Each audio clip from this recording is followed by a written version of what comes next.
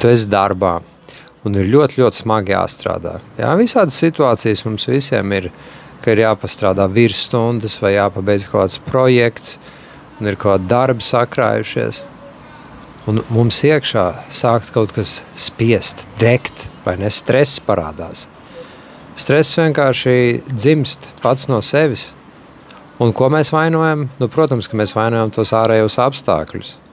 Priekšnieks, kolēģis, tur tas kolēģis slims, tas tur slings, vai ne, man jādara viss tur ekstra. Un finālā mēs jūtamies kā upuri. Mēs esam vienkārši apstākļu upuri, un mēs esam pieraduši tā arī iet pa dzīvi. Stresot, mēs paliekam dusmīgi, iekšā viss vārās, krūtīs var pat spiest, var pat parādīties ķermeniskas reakcijas. Un tad finālā mēs nokļūstam tur, kas saucas tas izdegums, vai ne? Jo mēs burtiski, kā teikt, uz pilnu gāzi gasējam. Nekad neapstājamies, bieži vien pat aizmirstam uz tualeti aiziet vai padzerties. Stundām vienkārši intensīvi šancējam, un mēs esam tā pieraduši, jo tā mēs esam uzauguši. Bet var savādāk. Var pat smagi strādāt, tajā pašā laikā jūtoties iekšā mierīgi. Tas ir pilnīgi iespējams, jo īstenībā tas nav tik daudz atkarīgs no ārējiem apstākļiem, kā no tā, kāda ir iekšā sajūta.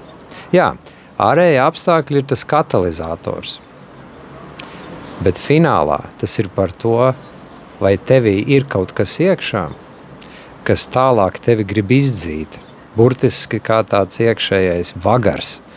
Viņš stāv aiz tevis un sit ar pletni, un tu pat nesaproti, kāpēc tu tik ļoti steidzies, tik pārdabiski, kāpēc tu tik ļoti uztraucies.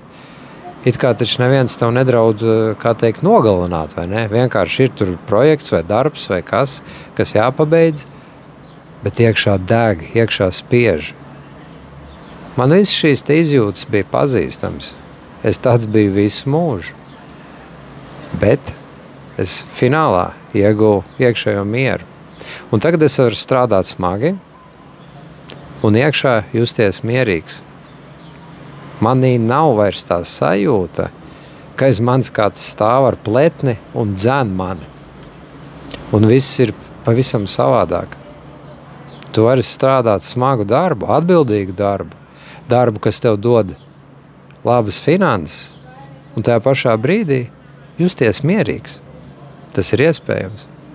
Ja tu vēlies uzzināt kā, nāc pie manis uz izaugsmesterapija.com, piesakies pie Roberta uz brīvo konsultāciju, un es tās konsultācijas laikā parādīšu tev precīzi, kas tevī tas ir, kas bloķē tevī to iespēju justies mierīgi, un kas tev dod to nemitīgo stresu.